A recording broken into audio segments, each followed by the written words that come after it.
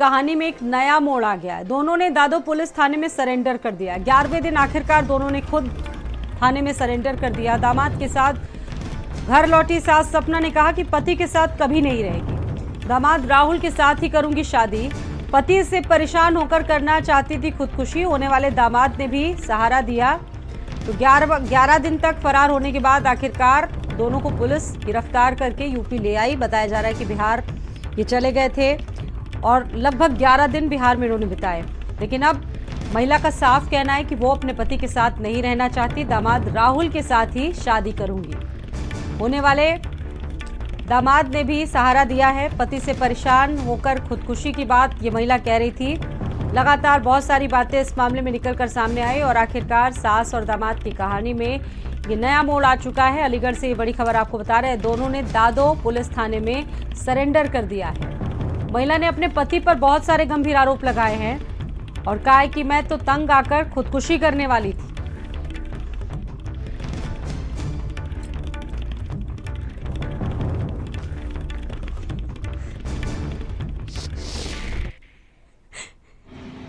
क्या कहना साथ में रहेंगे और क्या कहना चाहेंगे।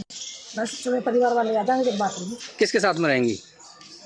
किसके साथ में? उसके साथ गई हूँ, उसके साथ। और पति जो रहेगा अपने बच्चों के साथ।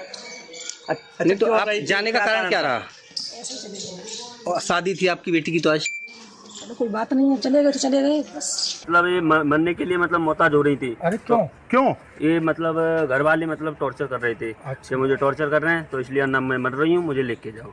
तो बस स्टैंड अलीगढ़ से मुझे इसने बुलाया, मैं लेके गया। ये यहाँ से अलीगढ़ से हम जब चालू हुए थे तो लखनऊ से सीधे मुजफ्फरपुर, फिर 7-8 कोम पहुँचे थे। फिर इसके बाद में हमें पता लगा कि अलीगढ़ से पुलिस हमें ढूंढने के लिए मतलब यहाँ से फरार हो गई। तो फिर मैं ला इससे अच्छा पहले हम सर के सामने उपस्थित हो जाएं। तो इसलिए जब हमें पता लगा तो इससे मतलब वो पहुँचे, हम आए हैं। बहुत शर्मिंदगी वाली बात है कि मैं उसको बहन कह रहा हूँ, क्योंकि बहन कहने लायक तो अब है नहीं।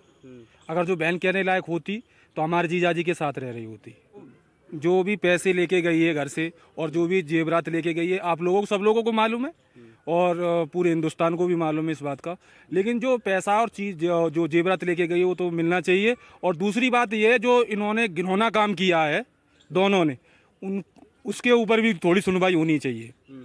क्योंकि मैं उसका भाई हूँ, मुझे मालूम है जेवरात कितना था कितना नहीं था। और कभी भी एक भी रुपये से कभी भी दुखी नहीं रही है। क्योंकि मेरे सामने मेरे जीजाजी गुटखा खाते हैं तो गुटखा के लिए भी इसके पास से पैसे लेके जाते थे।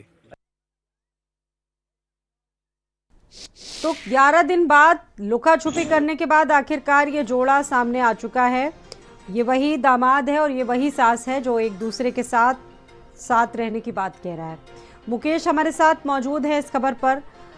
मुकेश, अब तो ये फाइनली तय हो चुका है कि सास और दामाद एक साथ ही रहना चाहते हैं। कहानी ने नया मोड़ ले लिया है और महिला का भी साफ ये कहना है कि वो अपने पति से परेशान थी, वो तो खुदकुशी करना चाहती थी।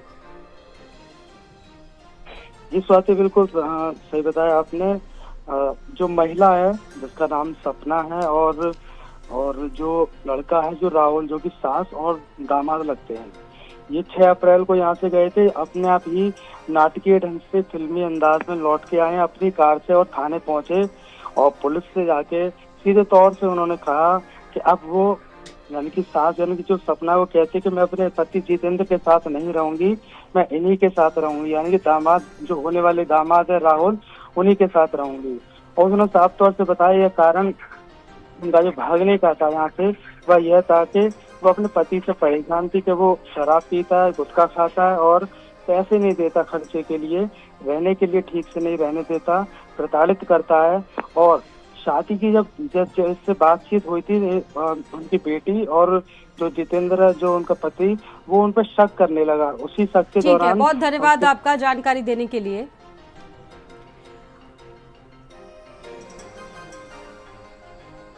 और आपको सीधे लिए चलेंगे मुख्यमंत्री योगी आदित्यनाथ के पास। जनता दरबार लगा रहे हैं लखनऊ में मुख्यमंत्री योगी आदित्यनाथ। आप देखिए बड़ी संख्या में फरियादी